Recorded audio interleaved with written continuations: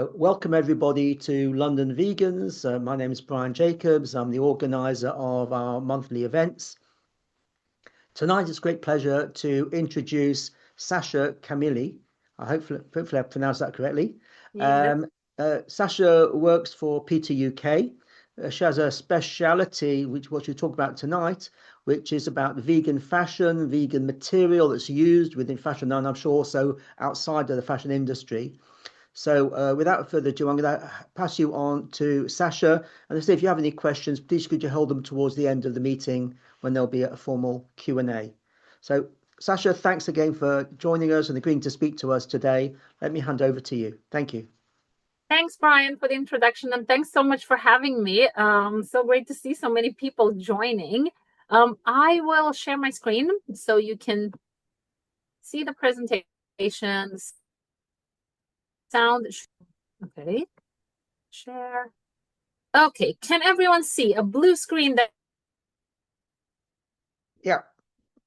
says perfect? If any having any the screen or anything, any other issues, please do let me know. But yeah, so my name is Sascha Camilli. I am the manager of PR projects at PETA, People for the Ethical Treatment of Animals. You might know us from our eye-catching stunts, our celebrity ads, our protests, and the more kind of visible work that we do. But that is only the tip of the iceberg with what we do. I will talk to you today about our campaign specifically in the fashion industry, how we work behind the scenes with companies and with educating consumers, how we have managed to shift industry focus with our campaigns, why we believe the future of fashion lies in animal-free materials, and a little bit more about what these materials are and how they're made. So this is a presentation I usually give fashion universities. I gave it today at City University in London. I've also done it internationally in Italy, in Sweden, in Finland. I was keynote speaker at Helsinki Fashion Week. I've done it vegan camp out. This presentation has been seen by hundreds of people.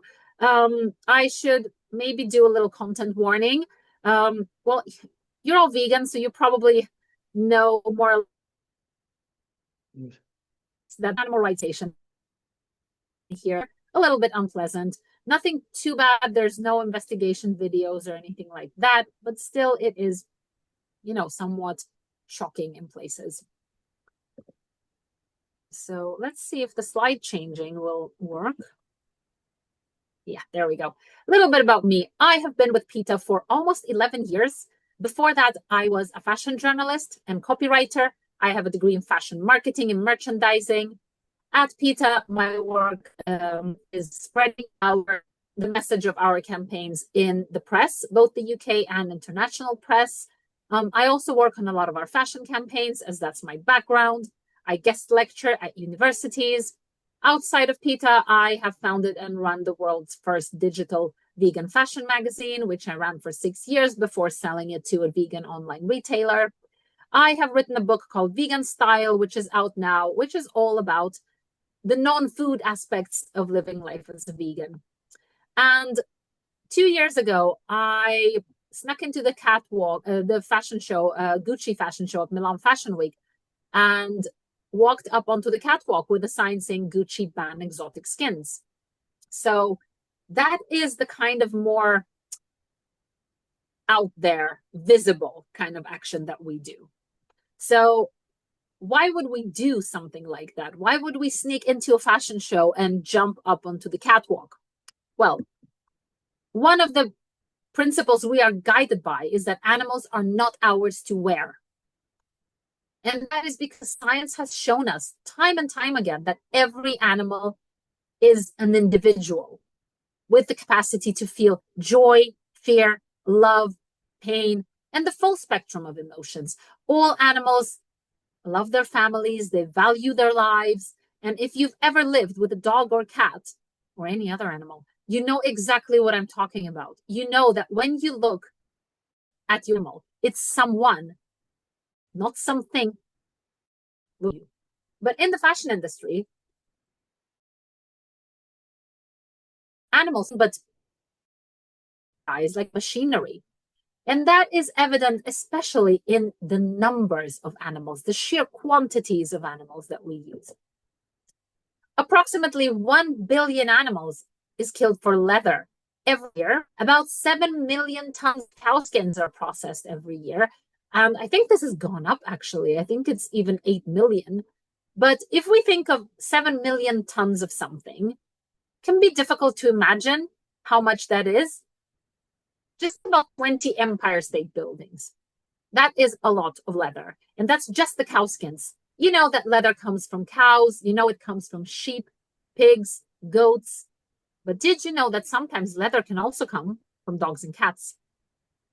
So PETA Asia conducted an investigation into China's dog and cat leather industry, where about 2 million of these animals are killed every year. It is not too... If you have a look at these, they look like any kind of leather gloves or even faux leather gloves. The only way that we know that these are made from dog skin is because we had them DNA tested. And very frequently, that is the only way to be 100% certain what animal you're wearing. The transparency in the leather is very difficult. It's very hard to trace a garment all the way back to the animal. If you look at labels, they will often just say genuine leather without specifying what animal and where it came from. The provenance is very hard to trace as well. Labels that say France or refer to the assembling the garment or accessory. So we're talking about dog skin, but you know, it's not that likely to be a dog you're wearing. It's much more likely to be a cow. Cows are the most frequently used animal for leather. And cows in countries that have factory farming endure everything that factory farming entails, which is extreme crowding, a risk of diseases, painful mutilations such as castration, branding, which is what's happening here, tail docking, sometimes dehorning. All of this typically happens without any pain relief at all. In some countries, cows are made to walk up to 60 miles to get to the slaughterhouse. Along the way, they've seen collapse because of malnutrition and dehydration, and workers have been seen rubbing chili and tobacco in their eyes and breaking their tails to get them to stand up and keep walking. And sometimes in these places, they're slaughtered in full view of each other, but no matter where the cows are slaughtered, what commonly happens in slaughterhouses is that the stunning that is used to stun them before the actual slaughter is not very effective. So sometimes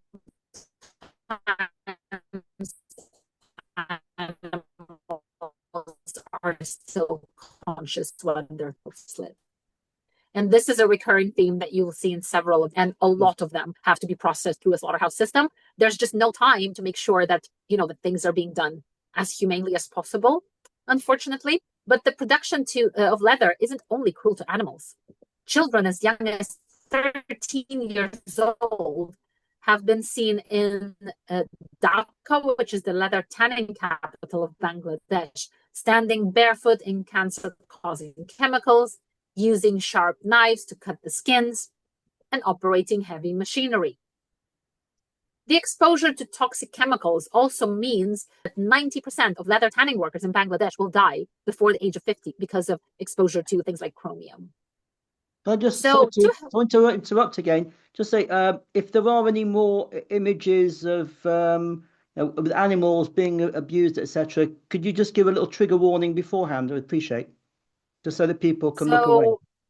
Yeah, that's what I did at the beginning. I'm not sure I can remember exactly when they're coming. Okay. I'll try. I'll definitely try. Yeah, the sound wise, it's about the same as before, but we'll see how far we go. Okay. We're getting most of it. Okay, thank you. Okay, that's good. So to combat this tanning issues, some companies have come up with something called vegetable tanned leather, which means that not as much of the chromium is used, but that only makes a tiny, tiny bit of a difference. A report from fashion house Kering has found that 93% of all of the damage that leather does to the environment is before we even get to the tannery stages. And that is because of the scale that animals are raised at. So having these enormous numbers of animals, feeding them, housing them, the runoff from the factory farms, the slaughterhouses, keeping those open, it is incredibly environmentally intensive. And, you know, animal agriculture, which fashion is a part of, is one of the leading causes of the climate crisis, including greenhouse gas emissions, the pollution of air, water, soil, land degradation, deforestation, loss of biodiversity. All of this is something that, yes, is tied to the meat industry, but also leather is a big part of it. Now, people sometimes ask me, but leather is just a meat byproduct, isn't it? I was asked that today, in fact. So if you look at this cow, one of the first things you notice about her is just how skinny she is. She's extremely malnourished. And I'm not saying she wasn't used for meat. She probably was. But leather is a lucrative part of animal agriculture. It exists because there's demand for it. It's not a recycling scheme. It's a $500 billion business. It exists because people want to wear leather, not because we want to it's reduce waste. So definitely we need to also consider the fact that we're propping up something as damaging as the meat industry. There's just no excuse for doing that in this day and age. And especially if we consider deforestation rates, 80% of deforestation rates in the Amazon rainforest are connected to cattle ranching, which fashion is also part of. I'm also asked about soy and its environmental impact quite frequently. And we need to consider the fact that humans only eat a bit under 10% of all the soy that's produced. Over 80% of all the soy in the world goes to animal feed. So trees are being cut down, land is being cleared to make room for grazing animals, to grow feed for them, and that amounts to, a huge loss of biodiversity, among other problems. Which is why, if you look at the Pulse of Fashion Industry Reports chart of some of the most commonly used materials in fashion and their cradle-to-gate environmental impact, so if you look at things like, some of the most harmful plastics that we know are really damaging to the planet, such as PU, nylon, acrylic, they're all on here, polyester, but at the very top is cow leather. And this is because of what I just mentioned, the numbers of animals, the sheer quantity of animal skins being processed. All of this contributes to a devastating environmental impact. So what do we do then if we don't want to wear animals, but we also don't want to wear fossil fuels? So at PETA, we are on a mission to redefine leather, to kind of widen the scope of the message, to say that leather does not have to come from an animal or from synthetics. It can come from a whole world of different materials.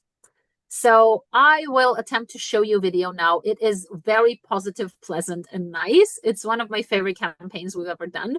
And yeah, it's just to give an idea of what leather could look like and already is beginning to look like.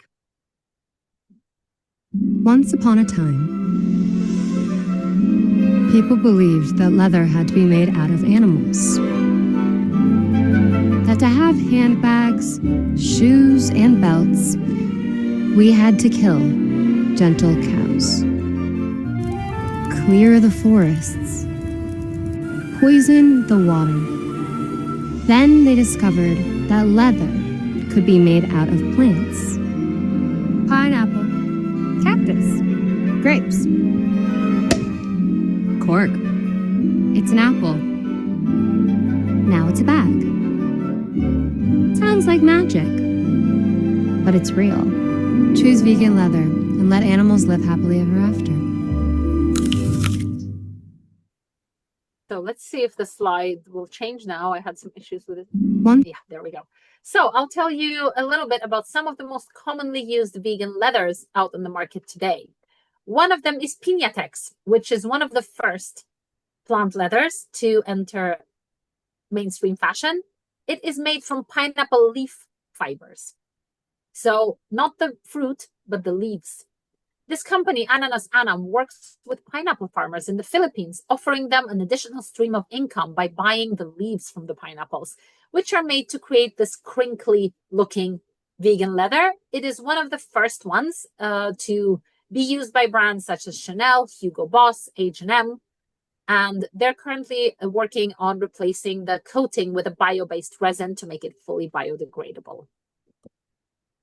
Vigea is a company in Italy that works with the wine industry to take leftover grapes and make them into a sturdy and resistant vegan leather that's been used by Italian couture designer Tiziano Guardini, as well as H&M's Conscious exclusive collection. And Bentley has also used it for interiors in its electric car.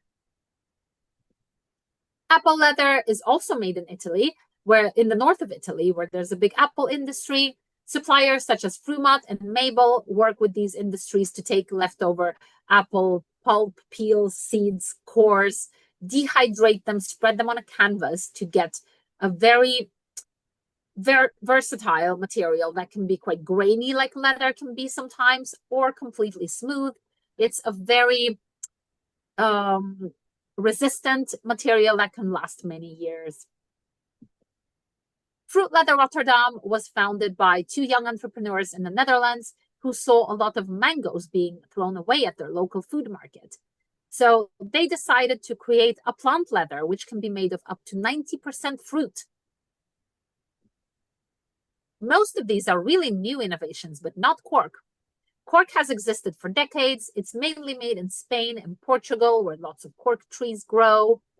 And the interesting thing about cork is you take it off the tree, you don't have to cut the tree down and the cork grows back. So it's a naturally regenerative material that renews itself. And one more interesting thing about cork is that trees that are used to harvest cork harvest CO2 from the atmosphere in the way that trees that are not used for this process don't. So this is a very rare case of fashion actually being good for the environment. Cactus leather is one of the most recent ones. It is extremely versatile. Among my samples, I have all kinds of thicknesses, of textures. There's a lot you can do with it. It's made from the nopal cactus, which grows in Mexico, requires almost no water, very few chemicals, just like mushroom leather, which also requires very little water, almost no chemicals. It is made from the root structure of mushrooms. And even Hermes, who are known for their leather goods, have worked with mushroom leather. Banana leather is a new one. It's made from banana peels, very resistant, thick material that can be made with up to 97% fruit. Corn leather comes from the non-food part of the corn plant, doesn't take any resources from the food industry, can be a byproduct of different industries. Now, one thing about all of these materials is, there's this misconception that vegan fashion is just plastic.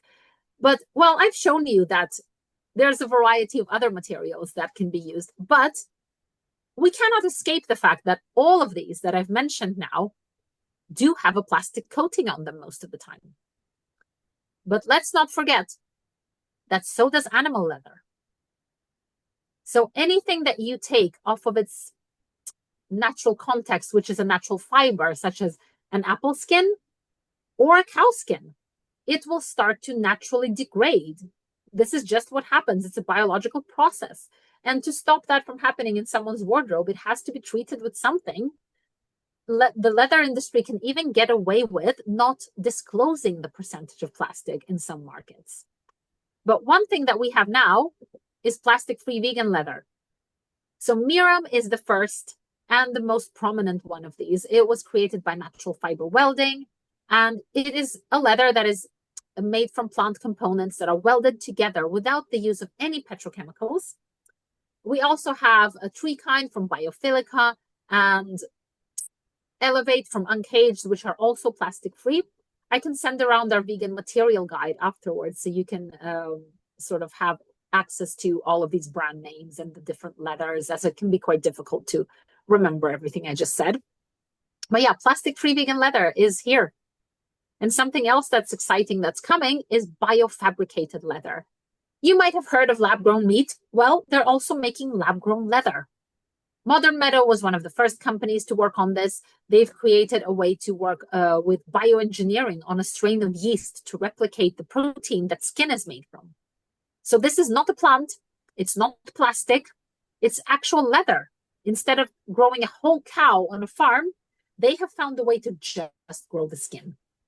So when this becomes commercially available, you'll be able to make as much or as little of this as you need, and to the exact specifications that the design calls for, which means that waste will be minimized and a billion animals, of course, won't have to die.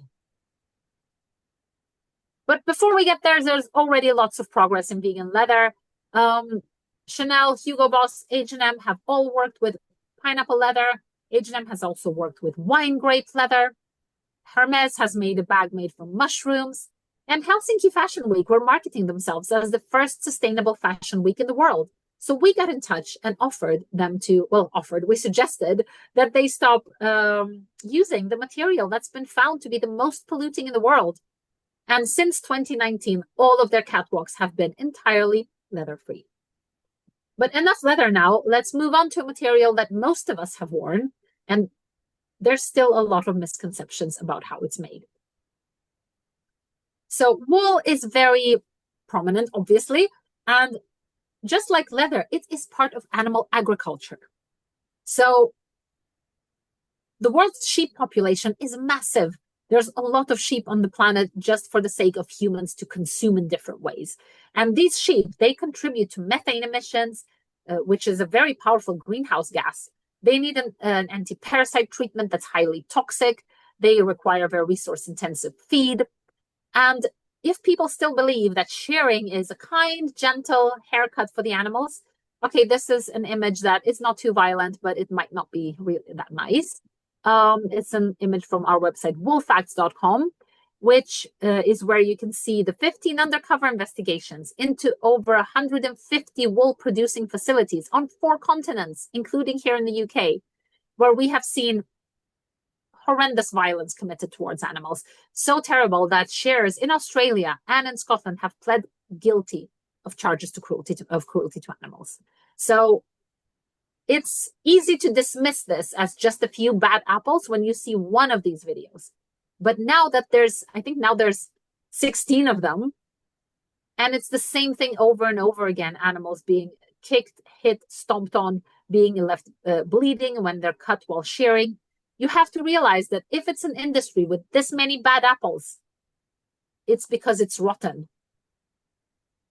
And this is very similar if you move on to cashmere. This image isn't that pleasant either.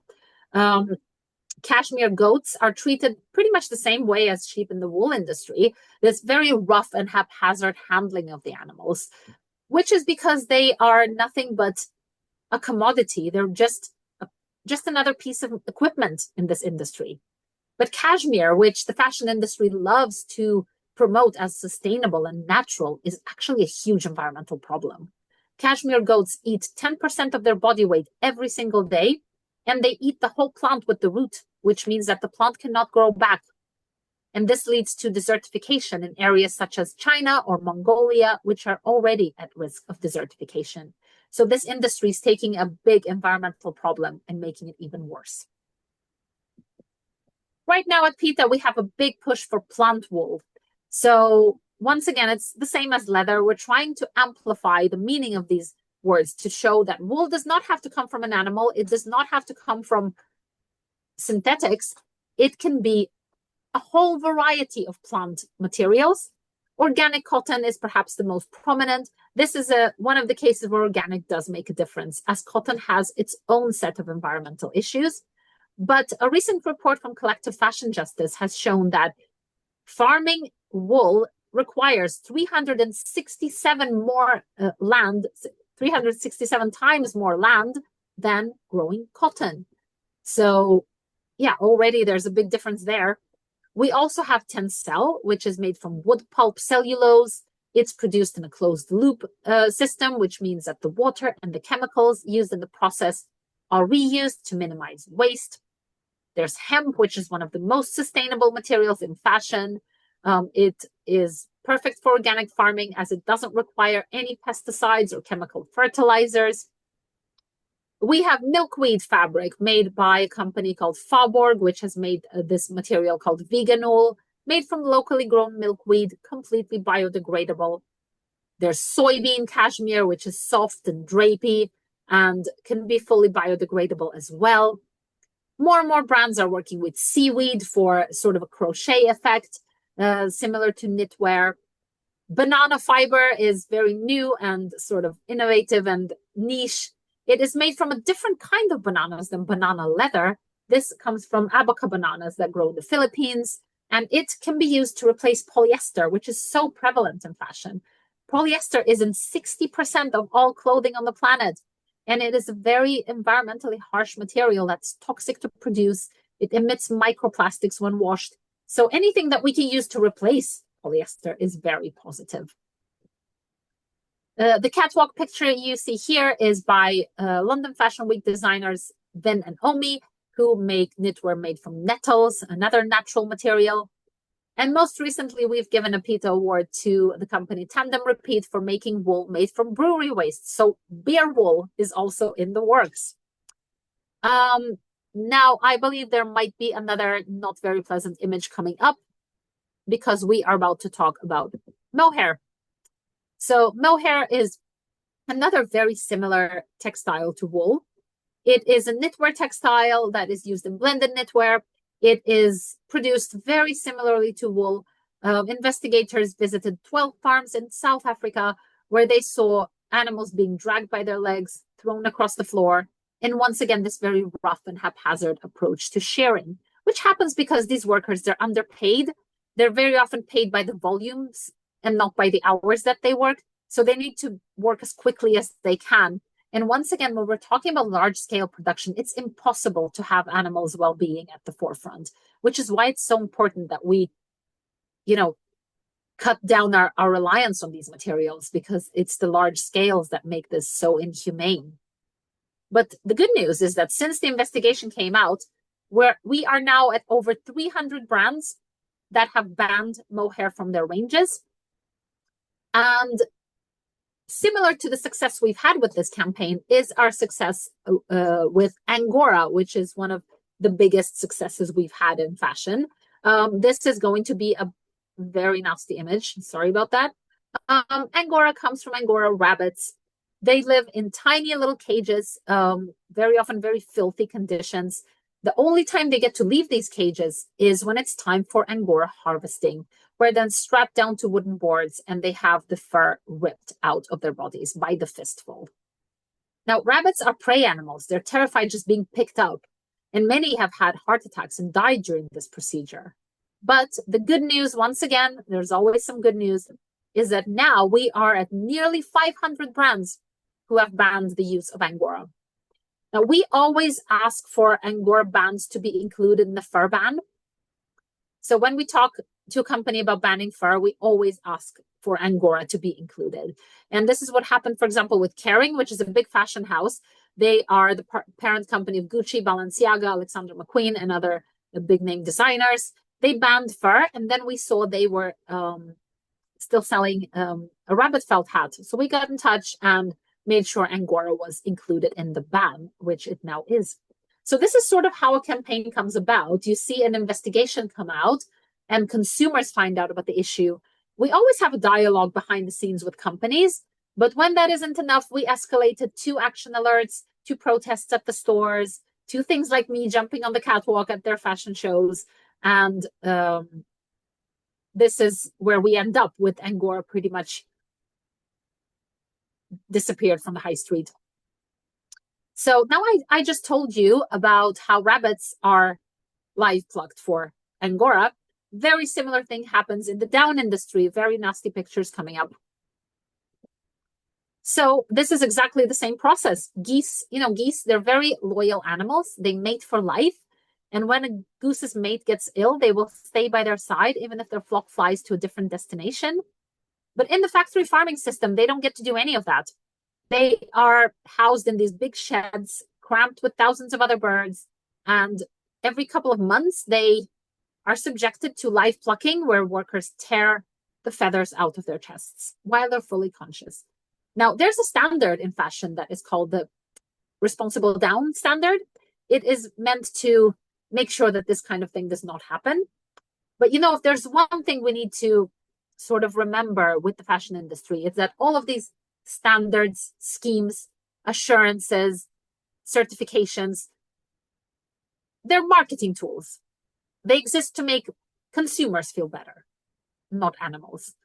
It's very difficult to be sure exactly where the down in a particular down garment came from.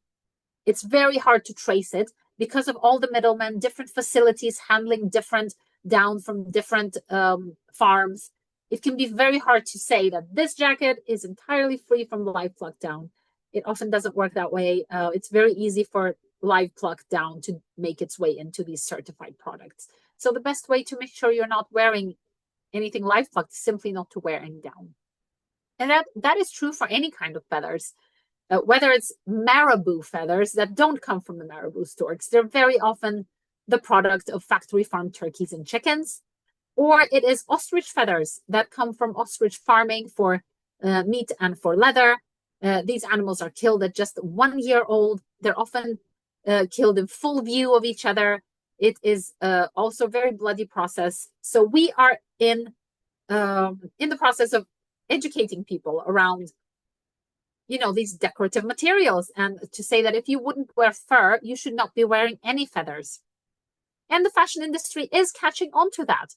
So Copenhagen Fashion Week, Melbourne Fashion Week have both banned wild feathers from their runways. And high street brands are moving in the same direction. Victoria's Secret is fully feather free, and H&M have stopped using new down after we had a long campaign calling on them to end their use of down. Now they only have recycled down. We have also started a feather-free pledge with Stella McCartney, who has never used any feathers in her collections. So this pledge is something where we are calling on designers, brands, retailers to promise to never use feathers again. And they have amazing reason to do so now. We now have plastic-free vegan feathers as well. So Stella McCartney once again has shown fully plant-based feathers from UK-based company Feathers in her most recent Paris fashion, not most recent, the one before that in September, the fashion show at Fashion Week in Paris. So these feathers, if you can watch a video of this fashion show, they have a movement that's just incredible. They look amazing. But they were not the first ones. Just a couple of years ago, a French brand called Blue District created ostrich feathers that are not made from ostriches, but from bamboo. So vegan innovation is moving in this plant-based direction when it comes to feathers as well. So there might be, no, there's more about down first. So if we want to look at down-free fillers, outerwear companies are doing really great. There's the North Face, whose revolutionary thermoball technology mimics goose down, but is more versatile. There is Primaloft, whose recycled filler is a great replacement for down. The white jackets that you see in the image are from Italian brand Save the Duck, who are all about down-free outerwear. And they have developed their own recycled filler called Plum Tech. There's also Pangaia's flower down made from wild plants and flowers. So there's a lot of options if you want to wear a puffer jacket that does not have any down. Okay, a couple of slides with unpleasant images coming up now. If you remember at the beginning, I talked about how I jumped on the catwalk at the Gucci fashion show. That was part of our wild animal skins campaign. Now, these animals are maybe not everyone's favorite. I love them, but crocodiles, alligators, snakes, lizards, ostriches, wild animals who are used for very high-end, expensive accessories, special accessories. Not many people can afford these, so there's not that much attention given to them. But what happens to the animals in these industries is among the most horrifying things I have ever seen. It can take about up to 4 crocodiles to make just one Hermes Birkin bag. These bags, they have waiting lists. They can cost tens of thousands of pounds. And when you look at the backstory behind them, it is crocodiles held in dirty pits of water, stacked on top of each other, killed with the nape stab method, which is meant to sever their spinal cords immediately, but it's not always very effective. So it can take them up to 2 hours to die after they've been completely skinned. Another one coming up that's not very nice, snake skin. Snakes, we've seen them nailed to trees, inflated with air and water to stretch the skin. Lizards, investigations show them decapitated just in the mud on the ground in Indonesia. So if you think about these bags, shoes, belts that are very shown to us as something very glamorous, they're incredibly expensive. Celebrities are gifted them. And then you look at what the backstory looks like. It's lizards being decapitated in the dirt. It's just the disconnect is incredible. But the fashion industry is catching up with it. After fur, I would say the wild animal skins is the next thing to go. So Chanel, Mulberry, Victoria Beckham, Paul Smith, Burberry are just a few brands that have banned exotic skins from their collections. Both London Fashion Week and Copenhagen Fashion Week have banned these materials from their runways. And this is also something that we learned during the pandemic, that the way that we house these animals, the way that we treat them is actually killing humans as well. So you probably heard that the COVID-19 virus is believed to have originated in a live animal market. Well, the conditions of exotic skins industry is very similar to the conditions at those markets. We're talking about animals in tiny cages stacked on top of each other, bodily fluids mixing, workers having to then handle these animals. It's a great breeding ground for pathogens to develop. And the next zoonotic disease could actually be in these very expensive, glamorous accessories, which is why it's great to see fashion moving away from them. So I will try to show you another video now. So just a content warning on this one as well. It's not anything graphic in the sense that there's nothing in here is real. It's all artificially made, but it's still a little bit shocking.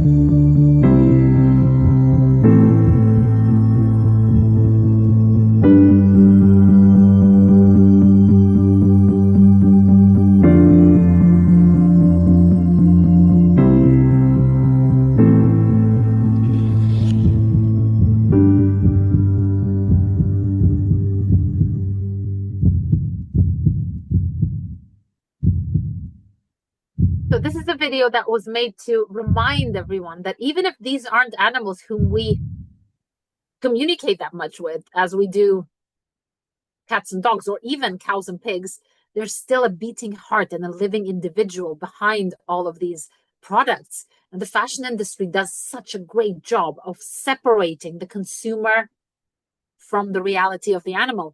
And we are here to make people think of the animal. So obviously, I'll be talking to you about fur today. John Galliano was quoted as saying, "You can be outrageous and fun without fur. Come and party with us, you'll see." He was saying this when his brand was going fur-free, as have many, many designer brands. Historically, fur has been shown to us as something very aspirational, very desirable, very, sophisticated. Where's the reality of fur? Look a bit more like this. So there have been a sharp decline in how many animals are killed for fur every single year, but it's still around 50 million animals. So that is a lot of animals still. About 85% of them live on factory farms where, it doesn't matter if they are on a massive factory farm in China with rows and rows of cages, or if they're on a small family-owned farm in Finland or in Latvia. We have worked with local groups in many countries that the industry likes to refer to as high welfare, and everywhere we have seen the exact same conditions. We've seen animals, especially foxes, living in cages where they can barely turn around. Animals who live without adequate food, water, veterinary care, animals driven to insanity by captivity, which is no life at all for a wild animal.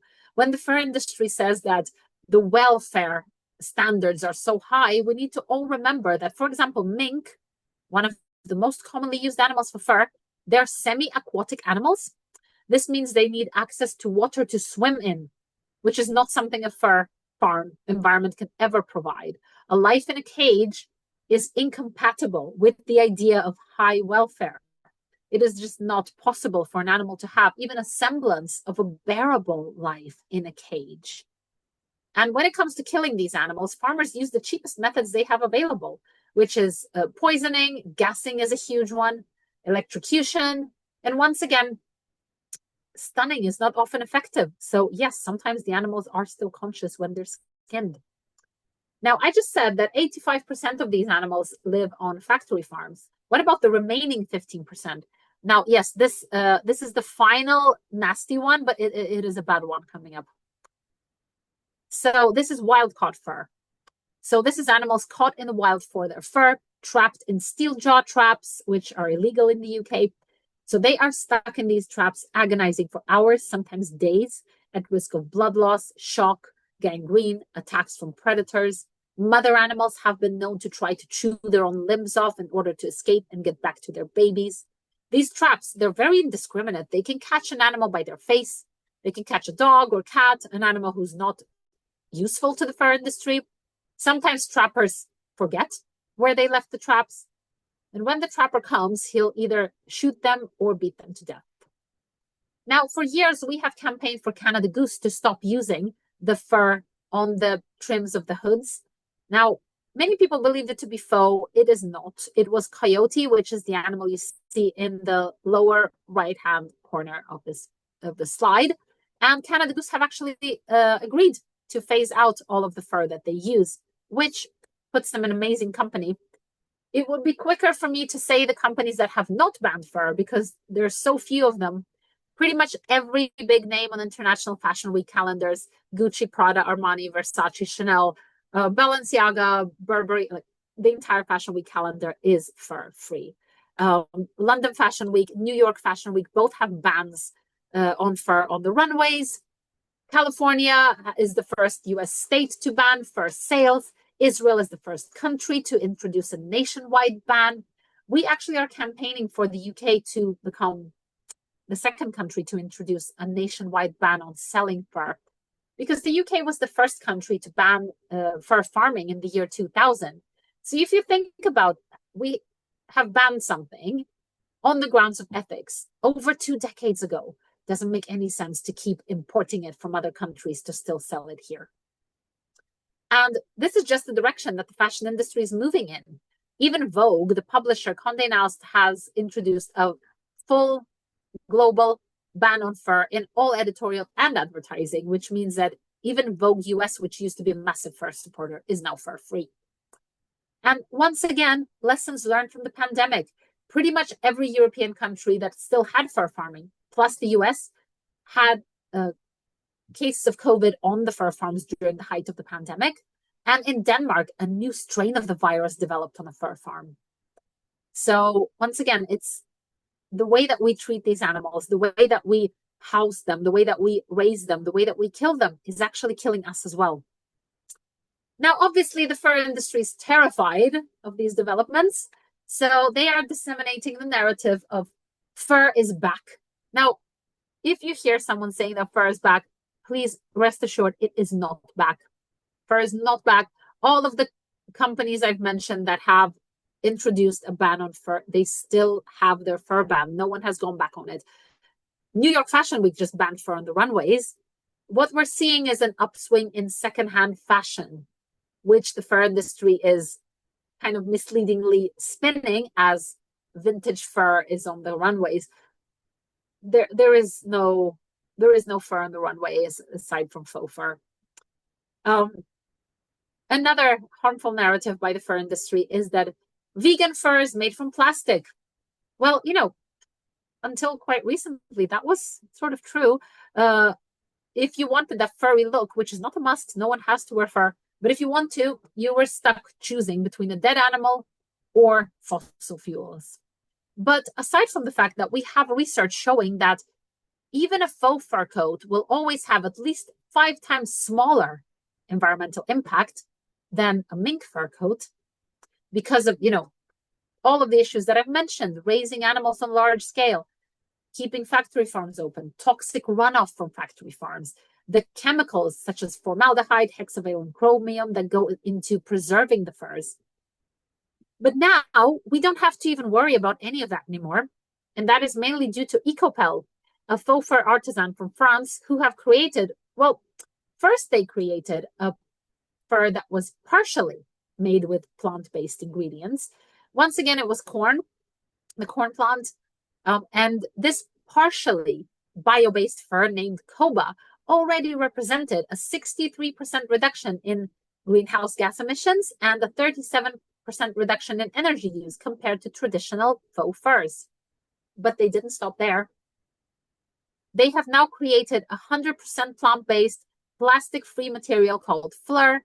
This is fully biodegradable in industrial conditions. It's animal-free, it's plastic-free.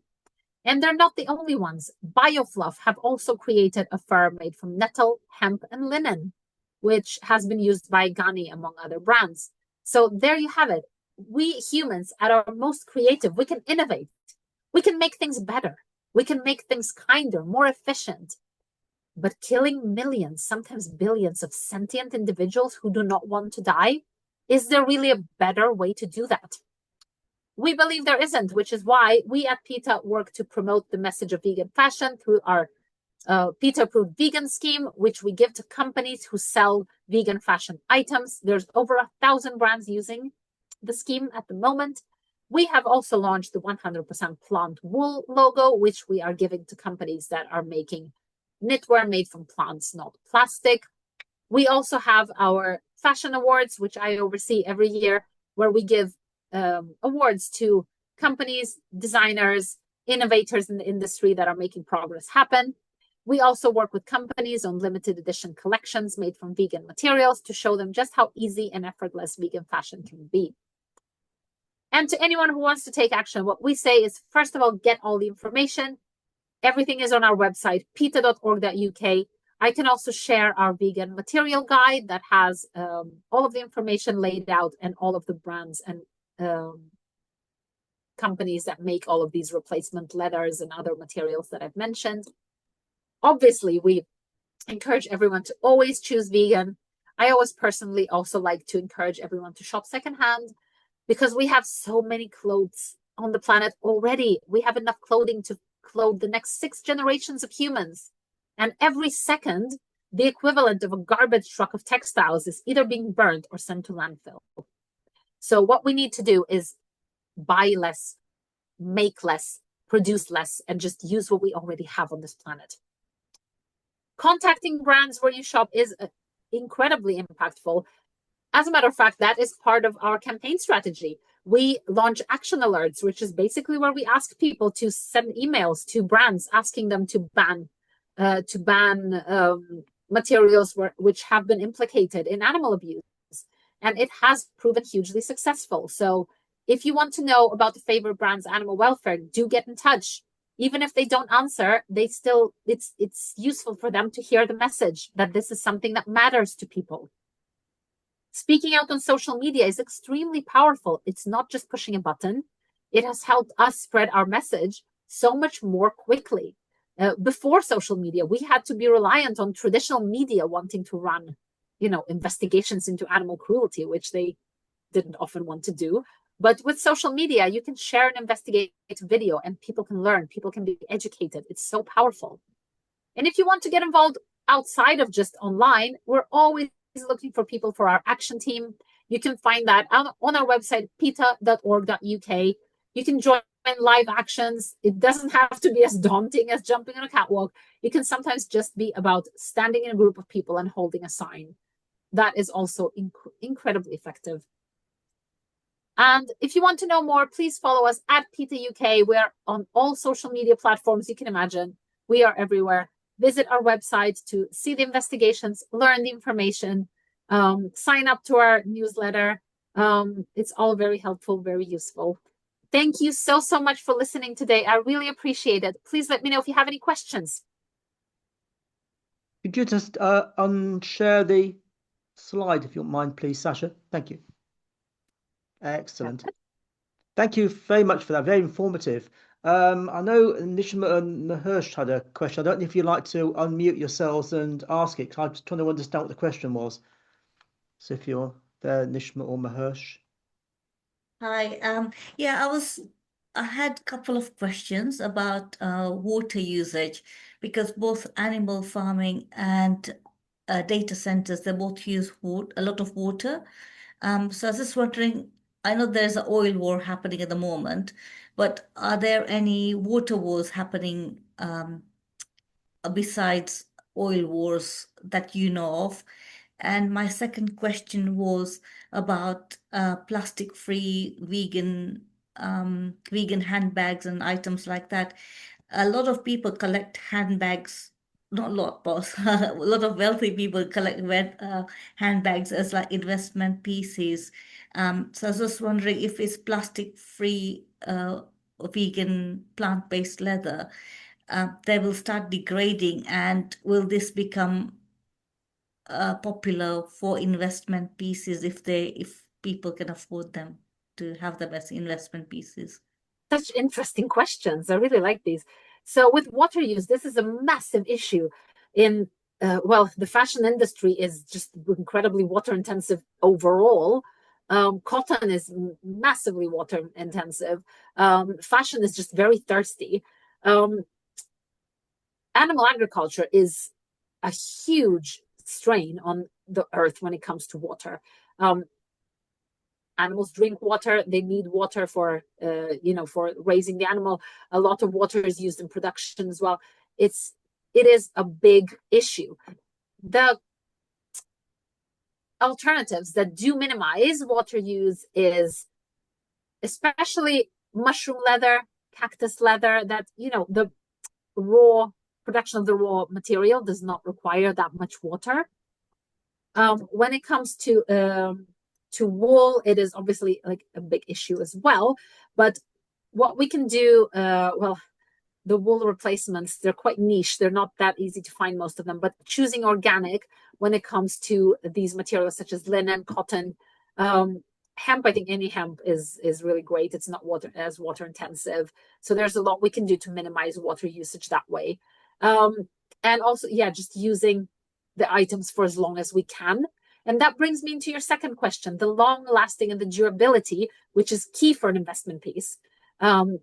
So with the plastic-free leather, that is a great investment piece, because these are they're quite high-end pieces, because these leathers, they are high quality materials. I've seen them myself, and they are a long way from PU that will flake in a season or two. It's very like heavy leather, when you feel that this is something that's quite hefty, like a lot of work has gone into it. And the Miram is the one that I have seen, and that is really high quality. It's also used by brands that are a bit more higher up there in the price point as well, because they're investment pieces and because it's something that will last. And they are also treated to avoid degrading naturally, but they're treated with bioresins rather than plastic, which is also what drives up the price of these leathers. The plastic-free leather is among the most expensive ones. It is the most expensive one, I would say, out of all the plant-derived materials, because of the production, because of workers being paid fairly, and because of the coating on it that is plastic-free, that is more expensive to make. But that is also what will make it an investment piece. It will stand the test of time, which we know because we've had so much different kinds of testing done on it to see how it how it fares in different conditions. But, you know, these materials are incredibly new. The plastic-free leather, I think it was only launched a couple of years ago. So we will have to wait and see how it does. But it is, you know, when you look at these brands, you can see how much effort goes into making sure that it lasts as long as possible. With mango leather, it's not something you can buy at the moment. I just have a prototype of it because the founders of Fruit Leather Rotterdam have seen that it didn't last as long, that it tended to break. So they stopped production. They went back to do more research. And this, I think, says everything about these brands, how they work. They really want the product to be long lasting, to be an investment piece. They don't want it to be something that will flake and peel and be a landfill again in a couple of seasons. So yeah, I think very promising. Someone had their hand up, I think. Yeah, John. Hi, John. Hello. Yes, very good talk. Just one thing I wasn't quite sure about. You said that fur is not making a comeback, but something I've noticed is that I'm seeing more, particularly younger people wearing fur. Now, I know about 15, 20 years ago, PETA had big campaigns against the fur trade, and I noticed fewer people wearing fur. But a lot of people migrated to Britain, particularly from Eastern Europe, where fur coats were quite normal, and they haven't been subjected to all these campaigns. So I'm pretty well, I'd be rather surprised when you say that fur isn't making a comeback. But is that, where are you getting your figures from that it's not making a comeback? Because I see a lot in the underground in London. So what you might be seeing is one of two things.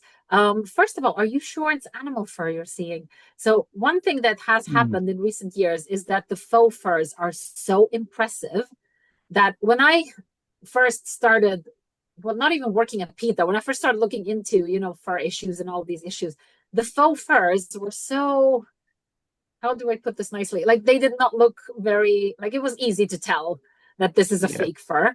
But today's faux fur is something completely, like I have a stole from a charity shop that, you know, is a faux fur and it looks incredibly realistic. So it is hard to tell these days. Something else you might be seeing is people wearing their grandmother's furs. Now, this is something that is a trend. People digging out their old furs from their grandmothers. And that is, you know, it's not something that we at PETA support. We definitely do not. We would encourage these people to donate these furs to us. We have a fur donation program where we use old furs. You'd be surprised at how much we get. We're inundated with fur. We use them in educational displays. We give them to refugees, homeless people. We give them to animal shelters for bedding. But, you know, that these people wear their grandmother's garments does not mean that industry-wise there is an upswing in the production. So if you look at fur production, it's actually plummeted in the last decade.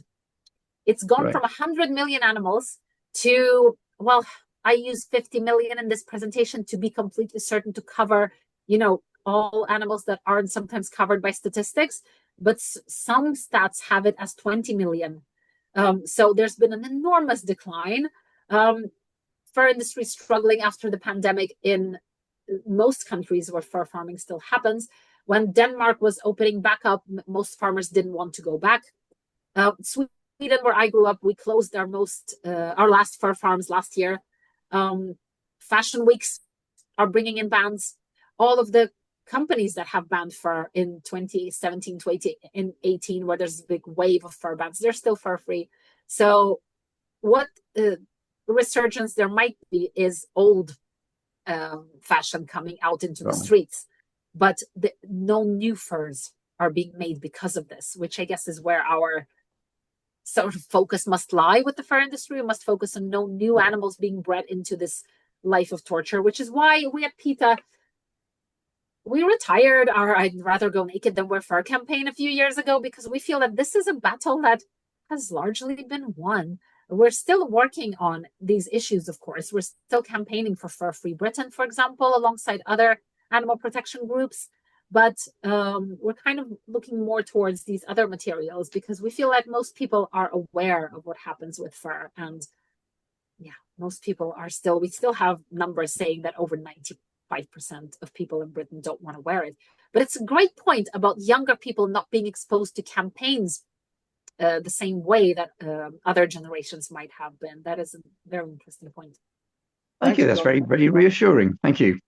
Have you got time Else for had their hand up, I think? Yeah, if you've got time, Nicole, could you unmute yourself? Thanks. Yes, yes, I'm actually calling in from Montreal, Canada, and yes, the fur industry is still very much a big problem here, both with the trapping and with the fur farms. And I've been to 2 different protests recently about fur, like one to try to ban fur farms in the province of Quebec, and another one to outside of a store that was selling fur. And yeah, it's a big problem here because we still the fur Canada was built on the fur industry, and that's one of the biggest issues. That's why the Canada Goose coats for the longest time had fur, and I'm so glad that they don't anymore. They still have feathers, which is still a problem, but they don't have fur. But I was wondering, you said that you can create feathers and leather from plants. Is it possible, like, can you produce furs from plants and fungi and from other things? And I'm also wondering, you mentioned you can actually grow from cell cultures, you can grow leather. I'm wondering if is it possible even to grow fur from cell cultures? Yeah, I'm really it is. wondering that. It is. So the plant-based furs I mentioned in the talk, they're made from corn, from hemp, from nettles, from linen. And we have 2 examples of 2 companies that are making an array of plant-based furs that are plastic-free. Cell-cultured fur is coming. It is, I don't mention it because it's so much in the initial stages. It will be a long time before this. Even the leather, which is quite far ahead in the process, it's still going to be a while before it's commercially available. And with fur, we're still quite far behind. But there's a company called Furoid that Geneos Biotech, I think, is making it, which is working on lab-grown wool and fur. So it is in the works. It's just that, this technology, it's just so, it's really something that is far away from anything that we know. And it will be a while before it's commercially available because just making it is just so, it's difficult, it's expensive, and it has to be kind of a competitive stage before it can be released out into the market. So I think we're far off from seeing it, but it is something that someone is working on, definitely. You want to take one more? Yeah, so I was just going to say one more other thing I was going to say is that there's for example, this campaign called Moose Hide Campaign, where you could wear these little moose hide pins to remember about the missing and murdered Indigenous women and girls. But now they've started having, for people who are vegan, you can instead get, I mean, they still have the moose ones, but I got ones that were made from mushroom leather. So the mushroom leather actually feels like moose fur, moose hide, because it's actually fuzzy. It's the same color, and it actually has fiber on it. And so they now, and the reason is because more it has to do with the symbolism. Traditionally, Indigenous women would make clothing out of moose hide, but they also would harvest mushrooms. So it's more about the symbolism and about the look. So you can get alternative ones, and I've got ones made from mushroom leather. So interesting. Didn't know that. Wow, that is so interesting. Such great insight. Are you, Sascha, you happy to take one more? You okay? Yeah, sure. Absolutely. Okay, we'll go back to John. This is the final question. John? Right, okay. I'm just wondering, with all your experience at PETA, what would you recommend somebody, if they saw somebody wearing a fur coat or they believed in a fur coat, people used to sort of yell at people and saying, it's all murder and things like that. But what would you say in this day and age of political correctness is the right thing to say to somebody you think is wearing a fur coat and you just want to put them off wearing it? Well, we have I think it's PETA US that made a video of people walking up to people wearing Canada Goose. Well, people from PETA were walking up to people wearing Canada Goose in the street, and sort of just, striking up a conversation, asking, like, oh, is that, well, I guess in your case, you'd be asking if that is an animal fur coat, and maybe just ask, are you familiar with how this is made? What do you know about the fur industry? Just to see where people's information level is at, because the industry is so good at deceiving people. There is so much effort being put into, first of all, separating the consumer from the backstory, and then, feeding this narrative that actually this is necessary. This is something that we've always been doing. It's very ethical. So maybe just find out, how much does this person know? How involved are they in? Maybe some people might not even be aware that this is an animal garment. Some people might think it's a faux fur. The people wearing Canada Goose in that video, some of them were shocked. Some of them were 100% certain it was a faux fur. And then maybe ask if they would be willing to receive some information, to watch a video, to read some information about how fur is made. And whether they'd be interested in, like, considering not wearing fur, not using fur, and just I would try to be very polite, to be very, like, non-invasive, to just, have a conversation, to plant a seed. People can get very defensive, which is, I guess, natural. This is what humans are like. But I think as long as you've sort of planted that doubt in their mind to get them thinking, okay, wow, this was someone who came up to me about this, then maybe this is something I should be looking more at. And if it's someone who's already aware of these issues but chooses to still do it, they might get the message that, actually this is being questioned. This is something that people will look negatively on. So, which might also raise a few question marks. That sounds like a very good idea. Just mentioning they could look it up on Google to see about the fur trade, because you can only say a certain amount of much in a conversation, especially a very brief one on an underground train. But if you suggest they look it up on the internet and do it politely, say so politely, then that the video they might look at one day do all the talking. Yes, exactly. Hopefully. Yeah.